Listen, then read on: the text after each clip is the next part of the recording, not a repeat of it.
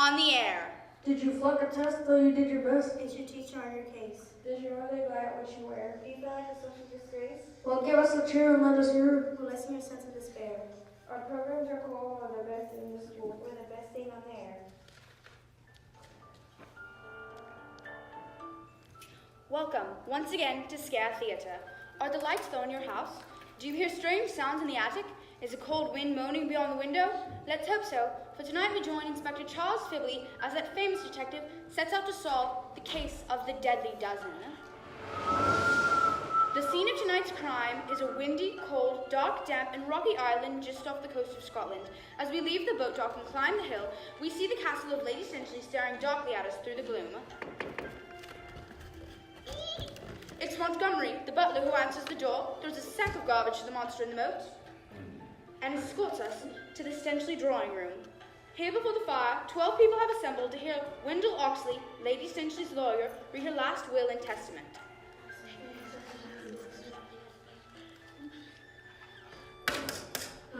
Friends and relatives, please be seated. It is, as you know, my sad duty to read Lady Stintchley's will. I have it right here. Before I begin, I should like to have a bit of water. Montgomery, might I have the pitcher of water there? Thank you, Montgomery.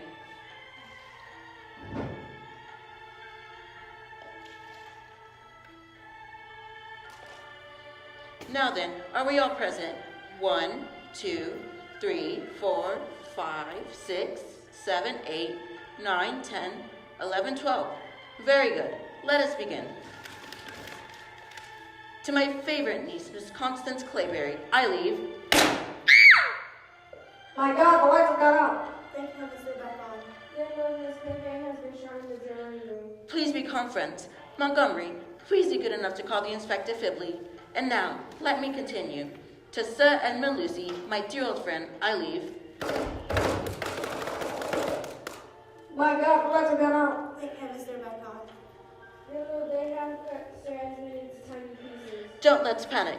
I'm sure Fibley will get to the bottom of this. To continue, to Aunt Clara Sexton, I bequeath my... My God, the lights are out again. Thank heavens they're back on. Wow, Aunt Claire has an air on the ear. Dreadful, absolutely dreadful. But I'm sure Fibley is on his way now. But we must forge ahead with the will. Let's see. Ah, yes. To my wayward nephew, Desmond Samples, I leave. My God, the lights, they're out. Thank heavens they're back on. Look at poor Desmond. He has been completely squashed. And so it went in the drawing room. First Miss Clayberry, shot. Sir Edmund machine gunned, Aunt Clara crossbowed, Desmond squished to Mission Ash. Next to die was Clarence Kelsey, friend and poet. He was swallowed by a giant snake. Then Melissa Van Stoosh was broiled in oil. Then Griffin de Griffith, the old family doctor, is bitten by a puffada named Rover. Next is Pitcher the cook is poisoned by a stale Twinkie. Montgomery, the faithful butler, dies with a broken neck after being thrown headfirst through the door of the grand ballroom. Sly, the Stintchley gamekeeper, is killed by a vicious Irish setter. Morgan, the old gardener, is the 11th to go. He's found buried head down in the petunias. As we return to the castle, we hear lawyer Oxley say, To my companion and lifelong friend, Blanche Vernon, the actress, I give... My God, the lights have gone out. Thank heavens they're back on. What's this? Blanche Vernon? Electrocuted? That means I'm the only one left. But wait, someone's coming. It is I, Mr. Oxley, Inspector Fibley at your service. I have a few questions for you. What seems to be the matter? Why are these people dead? Why is the only one alive? Is Stintchley blood again? Everybody's not October 31st. What's the capital of North Dakota? Is the vacuum in the house? May I say one thing, Inspector? Certainly, old chap. I want to remind you that you are talking to Wesley Oxley, heir of the Stintchley fortune. When these unfortunate people died, I became the sole heir of $40 million. You are also conversing with a fellow who has also had the highest regards for a hard-working, underpaid policeman. You are listening to Wesley Oxley, one of the most generous multi-millionaires on earth, and you are doing all of this wearing a trench coat that is dirty and tattered, a hat that is frayed, a tie that is stained. In short, you could use a loan. Stop right there, sir. What are you saying smacks of bribery? Are you saying that you're one of the world's most competent and experienced detectives? One whose reputation, if not his clothing and income, are above reproach? Well, Inspector, if you feel that way, I would draw my... Stop right there, sir. Let me finish as I was saying. My reputation is sound. If it weren't for my years of experience and practice, you, sir, might be in serious trouble. Exercising the keenest judgment, I have concluded that no crime has occurred here tonight. These 12 unfortunate people have died of natural causes, a fact that might be missed by an incompetent investigator.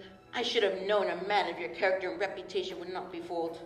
Of course not. Now, if you'd be kind enough to show me the bathroom, and we'll discuss the loan, that generous and permanent loan you mentioned.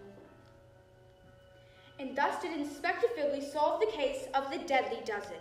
And tune in next time when Scare Theatre presents one of Inspector Fibley's greatest cases, the disappearance of Wendell Oxley.